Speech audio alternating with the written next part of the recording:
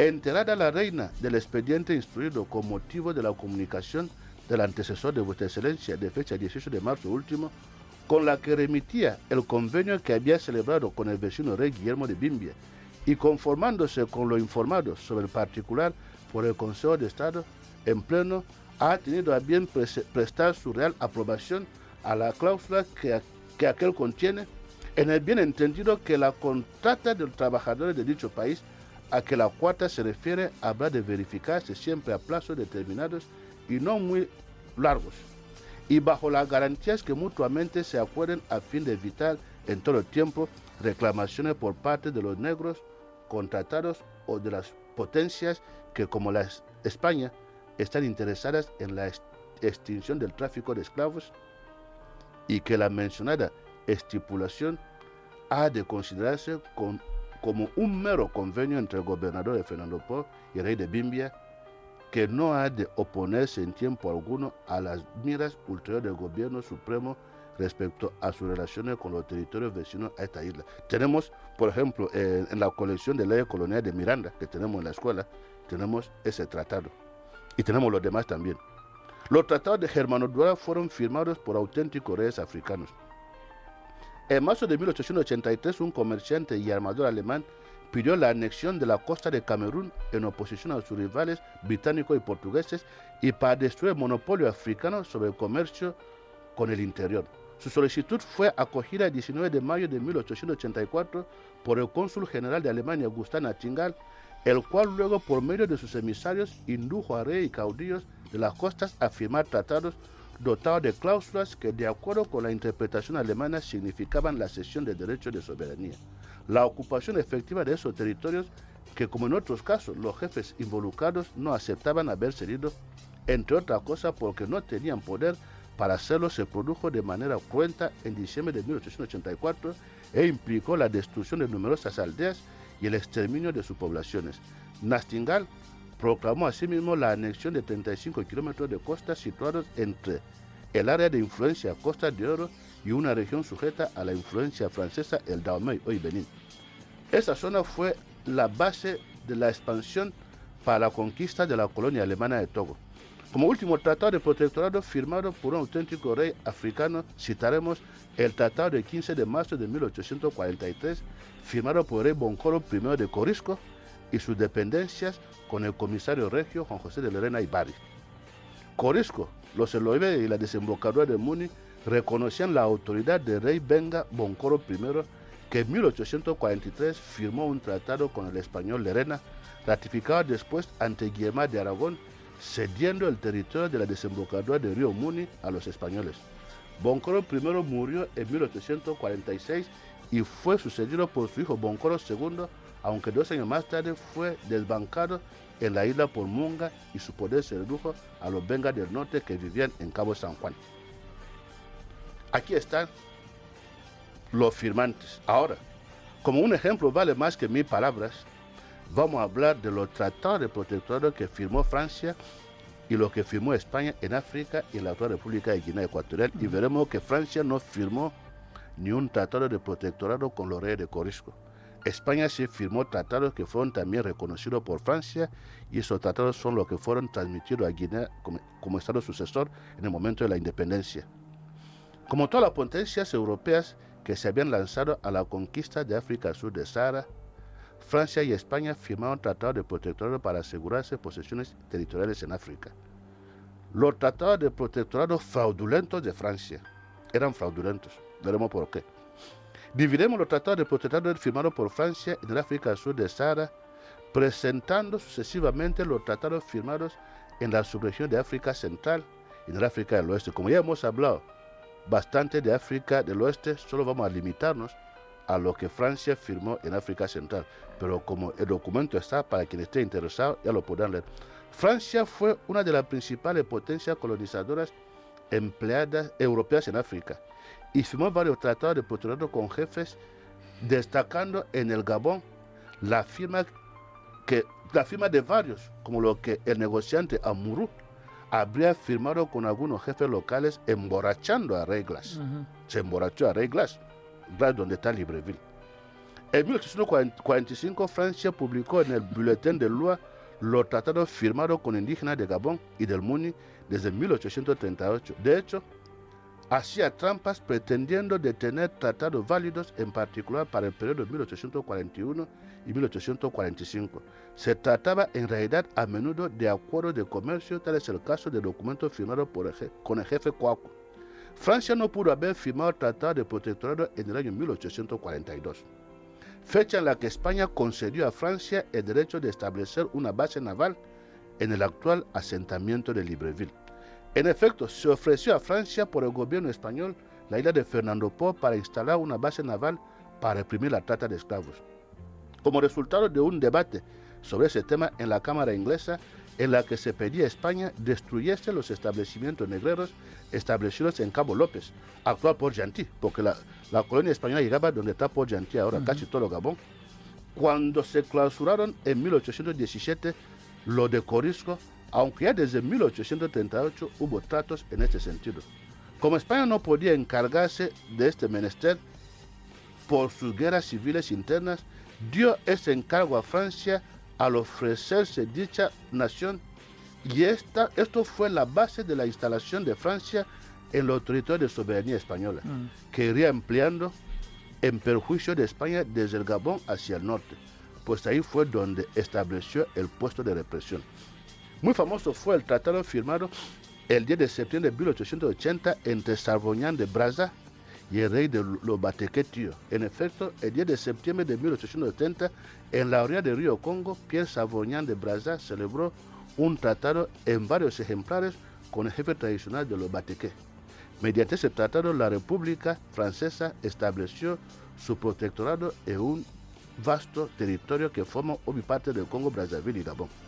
En París, el tratado entre Brazza y Makoko fue ratificado el 18 de septiembre de 1882 por la Cámara de los Diputados con entusiasmo. Brazza, presentado como el amigo de los negros y el liberador de los esclavos, será nombrado comisario del gobierno en África del Oeste después de 1886 a 1897 comisario general en el Congo. Echó la base de la futura África ecuatorial francesa, Congo, Gabón, Ubangi, Chad y la actual Centroáfrica y Chad. En la firma de su tratado de protectorado, Francia recurrió con mucha frecuencia al fraude. Transcurridos 12 años de la fundación de Libreville, los franceses comienzan a tratar de ampliar los límites de su confusamente obtenida colonia. En 1860 reclaman a España la soberanía de Lobey Grande, basándose en unos tratados firmados con los nativos Ibaka y Boto, que se habían hecho pasar por el rey y el príncipe de la isla. Recordando los documentos firmados con Boncoro y Munga, el gobernador de los Lobeyes, Noeli, demostró que ambos no eran más que unos impostores, existiendo hasta la fecha como único tratado firmado por España con los reyes Benga. A partir de entonces, el enfrentamiento por conseguir la soberanía de estos y otros territorios entre las dos naciones será permanente. Entonces, esto es lo que ocurrió en la zona de África. Ahora vamos a ver los tratados de protectorado firmados por España. Hasta 1841, España no prestó atención a su dominio del Golfo de Guinea, y su gobierno llegó a dar oídos a la proposición de compra que le hizo Inglaterra. En 1841 se convino en que ésta pagaría 60.000 libras esterlinas por Fernando Po y Annobón. La resuelta oposición de la prensa y de las cámaras impidió que se consumase el contrato. España no quería saber nada de Guinea y decidió vender Fernando Po y Annobón a Inglaterra. Se opuso la prensa y la Cámara de Diputados, es todo lo que hizo que se empezara a enviar a gente para tomar posesión de sus territorios. El empeño que puso Inglaterra en comprar las islas hizo que el país y los hombres políticos se fijaran en esas abandonadas colonias, y el gobierno español decidió establecer de modo efectivo su soberanía en ellas y demás territorios que le pertenecían. España inició después de esta manifestación de interés de Inglaterra por sus posesiones en el Golfo de Guinea una serie de expediciones con la consiguiente firma del Tratado del Protectorado con los reyes de Corisco. Estudiar los tratados de protectorado firmados por España en su posesión del Golfo de Guinea consistirá en presentar las 3 expediciones organizadas para confirmar su soberanía sobre Guinea del siglo XIX y el inicio de los conflictos territoriales con Francia. Hay que comprender esa parte de la historia. Estamos antes de 1900, del siglo XIX. Hubo 3 expediciones españolas que son las que han permitido a España tener los títulos sobre Corisco, Mbañe, Cocoteros y Conga. Las 3 expediciones de confirmación de soberanía sobre la Guinea del siglo XIX. 3 fueron las expediciones organizadas por España para confirmar su soberanía sobre sus posesiones africanas del Golfo de Guinea. Empezamos con la expedición de Juan José de Lerena y Bari. Según Marlini Yegumás, en marzo de 1843, un enviado oficial de Madrid, el comisario real plenipotenciario Juan José Lerena, llegó a la isla de Corisco, donde hizo la bandera española. Ante numerosos jefes locales cuya autoridad se extendía a la isla de Corisco y los Beyes, así como a los islotes Leva y Mbañe, Lerena llevó a cabo varios actos oficiales en el continente, en Cabo San Juan, en el ciudad de Muni y en la zona de Munga, donde informó al gobernador español. Por cortesía, Lerena envió un comunicado a los franceses del Gabón en el que describía la extensión de las posesiones españolas de Río Campo a Cabo Santa Clara. Incluida la bahía de Corisco, el Obeye del Muni y de Munga, no hubo reacción ni objeción por parte francesa. De Francia, sí. La documentación está y se puede comprobar. Lerena parte de Fernando Po dirigiéndose a Corisco, a donde llega el 15 de marzo de 1843. Es recibido por rey Boncoro I. Tras evaluar los restos ocasionados de las factorías, celebra varios tratados con algunos jefes indígenas que se someten a la férula colonial. Establece en Corisco la capital de los territorios de soberanía española en el continente, coincidiendo esta capitalidad con la de los Bengas, cuyos dominios, aparte de Corisco y los Elobeyes, se extendía por la costa fronteriza del continente, a tener como vasallos a la tribu que poblaban estas regiones. Juan José de Lerena hizo una serie de llamamientos a todos los régulos indígenas desde el Río Campo hasta el Cabo Estera y les expidió carta de naturaleza en nombre de la reina Isabel II. Las acciones muestran cómo las pretensiones españolas sobre las tierras continentales eran bastante ambiciosas. A finales de 1845 llegó a Fernando Po la segunda expedición de Nicolás de Manterola y el comisario regio Adolfo Guillemard de Aragón. El 15 de marzo de 1843, con la primera expedición, es cuando se tiene el título de soberanía de España sobre Corisco y su dependencia. Y aquí nos damos cuenta que no ha habido ninguna resistencia, ninguna oposición por parte de Francia. Y Francia no, porque después de llegar envió un comunicado a las autoridades coloniales francesas de Gabón. Sí. Y no hubo resistencia porque España reconocía que Francia reconocía que pertenecían a España y a Corisco. La segunda expedición se llama la de Guillemard de Aragón y Nicolás de Manterola. A fines de diciembre de 1845 llega a Fernando Po la expedición de Nicolás de Manterola y con ella el comisario regio Adolfo Guillemard de Aragón y los religiosos Jerónimo de Usera y del Cerro. El 18 de febrero de 1846, luego de haber dejado en Santa Isabel a los misioneros, Aragón ratifica a Boncoro II en el Obey el acta de adhesión de Lerena. Llega a Gabón para hacer saber a los franceses el alcance de los límites españoles que se extendían por el norte hasta el río Campontem y hasta Corisco por el sur, más los ríos Muni y Munda. En 1849 se funda Libreville, capital de la incipiente colonia de Gabón, anunciando Francia sus pretensiones de anexionarse toda la zona hasta entonces de soberanía española. En efecto, en 1846 hay un comunicado del comisario Adolfo Guillemard de Aragón enviado a las autoridades francesas de Gabón. En este se determinan las zonas de influencia española, que decía el comunicado de 1846. Toda la costa, desde el río Campo hasta el sur de la bahía de Corisco, con sus ríos Muni y Munda, y todas aquellas tierras en dicha época habitadas por individuos de raza benga que reconocían la autoridad y supremacía del rey Boncoro en el interior, toda la costa de los citados ríos y del Benito, San Benito, Eyo, Wolo, al norte del Muni. Este comunicado existe, donde se vuelve a ratificar el tratado del 15 de marzo de 1843, firmado por Boncoro I, que muere en 1846, y su heredero, Boncoro II, vuelve a firmar un tratado ratificando el anterior. España empieza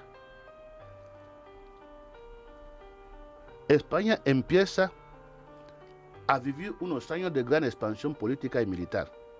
En 1858 se presentaron en la bahía de Corisco los buques españoles Vasco Núñez de Balboa, Gavina, Cartagena y Santa María. Al mando de la flota se encontraba Carlos Chacón, que llegaba con el título de gobernador del Golfo de Guinea. El primer gobernador español llega en 1858 para tomar posesión. No sé cuánto tiempo nos queda. Nos restan 10 minutos. Entonces vamos a ir rápido a la tercera y última expedición. La expedición de Carlos Chacón. Se organizó una expedición que al mando de Carlos Chacón zarpa el 15 de octubre de 1858 del puerto de Cádiz a bordo del Vasco Núñez de Balboa, el bergantín Gravina, la goleta Cartagena y la urca Santa María. El nuevo gobernador arribó a Santa Isabel en mayo de 1858. El panorama que ofrecía el vecino territorio continental no podía ser más inquietante. Tras la muerte de Boncoro I, luchas intestinas venían minando el poder benga, que además tenía que afrontar el peligro exterior todavía más grave, los pamues, que en su avance hacia la costa les empujaban sobre el litoral.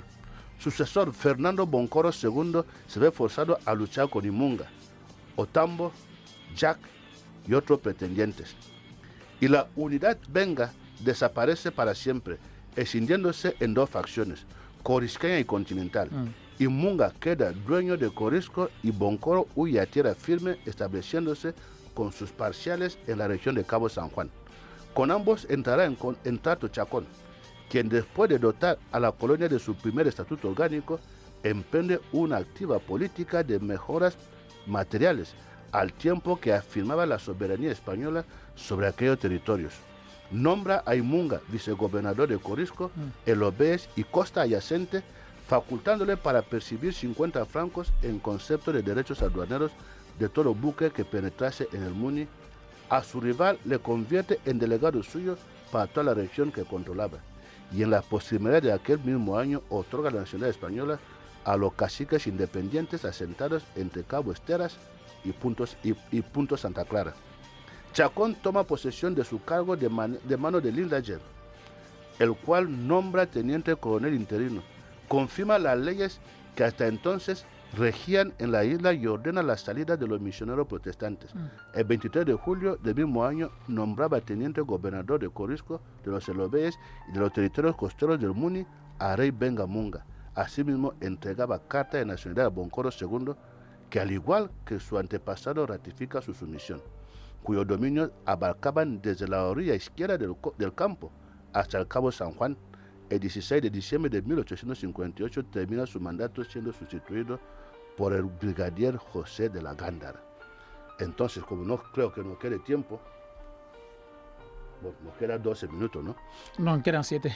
Bueno, vamos a ir rápido, aunque acabaremos en otro programa. Sí. Vamos a hablar rápidamente ahora. Ya hemos visto que la soberanía es incuestionable. Sí. España tiene los títulos que nos ha transmitido el 12 de octubre de 1968. Ahí no hay ningún problema. Pero ya hemos visto que hubo 3 expediciones. Hay que conocer esa parte de la historia de Guinea. La expedición de 1843, que es donde se firma el primer tratado de protectorado entre Boncoro I y el señor Lerena, Juan José Lerena Ibari. En 1846, a la muerte de Boncoro I, le sucede su hijo Fernando Boncoro II, se renueva, se confirma el tratado de 1843 y cuando llega el primer gobernador Chacón en 1858 se vuelve a ratificar el tratado. Por consiguiente, no hay duda de los títulos de soberanía de España en el siglo XIX sobre Corisco, y como es normal decimos en derecho que el accesorio sigue siempre el principal. Veremos que Francia reconocía que Mbaña, Cocoteros y Conga eran dependencia de Corisco y que en virtud del tratado firmado entre el rey de Corisco y su dependencia con España, esto pertenecía a España y por consiguiente pasó a Guinea Ecuatorial. Algunos juristas comentan o es un tratado o un acuerdo entre los dos presidentes de Guinea Ecuatorial, los dos presidentes de los dos países, hablamos de Gabón y de Guinea Ecuatorial, que en su momento el presidente Bongo y Macías en algún momento llegaron a un acuerdo sobre el asunto de Maña. Es alguna, vamos a decir, algunas alegaciones que presentan algunos juristas. Ellos son los que tienen que demostrarnos el tratado. ¿Se lo han enseñado? No. ¿En cómo van a comentar sobre algo que no tienen? No han visto las imágenes del juicio, han visto un tratado ahí. Un jurista no habla sin pruebas. La diferencia entre un jurista con respecto y los demás es que nuestra verdad son las pruebas. Un jurista no puede hablar sin citar pruebas. Incluso cuando redactamos la demanda a la querella, solemos decir documento número 1. Este hecho se sustenta en documento número tal. Entonces sería bueno que venga un jurista aquí a debatir y que nos diga esto que he tratado, ¿dónde lo han sacado ellos? Esto hay que invitar a uno de los juristas que venga un día aquí a decirnos qué entiende él por tratado y cuándo se firmó el tratado. Y si no fuese tratado, sería un acuerdo. ¿Y cómo va a ser el acuerdo y el tratado? ¿Qué diferencia tienen? Es lo mismo. Ahora el problema es que para que exista el tratado tiene que existir una reunión donde dos partes firman. Ahora, si el jurista estuvo presente en la reunión o tiene información, no la puede facilitar. Nosotros que estamos en el expediente no tenemos ese nivel de información. Y Gabón no puede demostrar que existe tratado. ¿Lo va a defender un jurista guineano? Aunque los guineanos somos particulares. ¿Cómo es que los gaboneses que dicen que se firmó el tratado no logran demostrar que hay tratado ni probarlo? Pero el jurista guineano es el que dice que se firmó un tratado. Los guineanos son particulares. Pues yo voy a acabar para el día de hoy. Sí, ya terminar, que nos quedan 4 minutos. Hablando rápidamente que después de que España se asienta, y nosotros aquí estamos hablando todavía del siglo XIX, habrá un programa, si se quiere, para hablar de lo que ha ocurrido. Como ya tienen las imágenes de lo que ha hecho la representación letrada de la República de Guinea Ecuatorial en La Haya, no hace falta volver a debatir esto. Es un programa consagrado primero a los títulos, que es lo más importante, y aquí se tiene documentación sobre los títulos que tuvo España en el siglo XIX y veremos en el otro programa que esos títulos fueron reconocidos por Francia. Esa documentación la tengo, la he estudiado en el segundo año de Derecho en la Universidad Cheikh Anta Diop de Dakar. Por eso veo que puedo hablar sin ningún tipo de miedo de esos temas de Tratado de Protectorado y de Tratado de Rey Boncor. En 1883, el inicio de los conflictos territoriales con Francia. En 1883, el gobernador de Gabón, el capitán de fragata, Monsieur Masson, declaró territorio francés Eboko, al fondo de la bahía de Corisco, territorio que estaba bajo la soberanía española desde 1885. Posteriormente, el 6 de junio de 1884, los galos ocuparon el nordeste de la bahía de Corisco. Ahí acudió el gobernador español responsable de la zona. Una ocupación ilegal. Claro, es lo que estamos viendo ahora. Ahí acudió el gobernador español responsable de la zona y como forma de presión sobre los efectivos franceses apareció en la costa una goleta española. Los franceses realizan otras operaciones con las que pretendían la ocupación de la isla de Corisco, operaciones llevadas a cabo por el oficial francés Edmond Rossier. Cuando desembarcaron, los fusileros franceses obligaron a los jefes indígenas, Eyabo e Inquina, a aceptar documentos mediante los cuales cedían su soberanía a Francia con fecha anterior a junio de 1884. La isla fue defendida por el indígena Iñengue y por sus propios habitantes.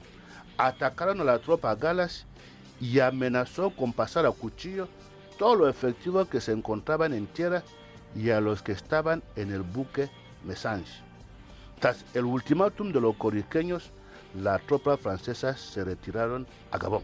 Con ello acabamos para hoy. Dejamos el resto para el tercer es y otra último resistencia. capítulo. Nos estamos dando cuenta que efectivamente los africanos no se dejaron llevar por Esta las última armas. era para defender los títulos Sí. que tenía España Sí. sobre Corisco, Mbaña y Sí. Cocoteros. Conga.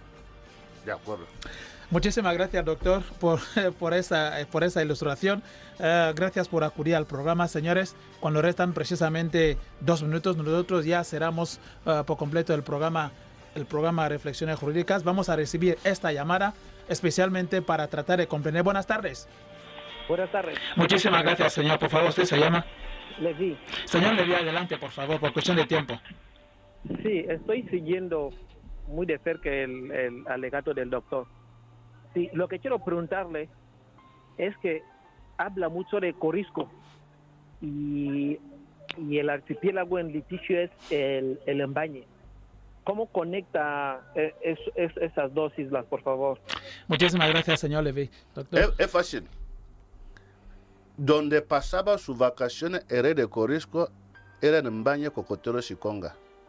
Le estoy hablando de la bibliografía y documentos de la época. Si tiene tiempo, intente leer, lo veremos en el programa siguiente, las negociaciones franco-españolas de 1886 a 1888. Hay actas donde le dicen que Corisco, Embañe, Cocoteros y Conga forman parte del mismo archipiélago y que son dependencia de Corisco. La dependencia es como si usted tiene un jardín en su casa y a usted le dicen que lo que está en su jardín no le pertenece. No sé si se le ha podido responder. Yo creo que está escuchando el programa. Muchas gracias. Yo creo que hemos respondido. Señor Levy, muchísimas gracias. Por favor, pedimos, humildemente, pedimos que en las próximas ocasiones que las llamadas sean un poquito a tiempo, como para que podamos ir aclarando ciertos puntos. Señores, gracias por escuchar la Radio Nacional de Guinea Ecuatorial, doctor. Y perdón, un minuto. Adelante. Y le puedo decir, cuando está en Corisco, ve Embañe desde Corisco.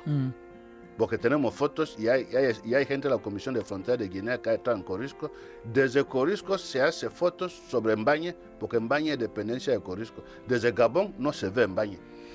Eso mismo. Muchísimas gracias, doctor. Gracias. Y creemos que el próximo sábado vamos a seguir con ese programa. Señores, así llegamos al final del programa de hoy. Gracias por estar ahí. Reflexiones Jurídicas vuelve próximamente el sábado a las 3 horas para ofrecerles más datos sobre este particular. Gracias por estar ahí y buenas tardes.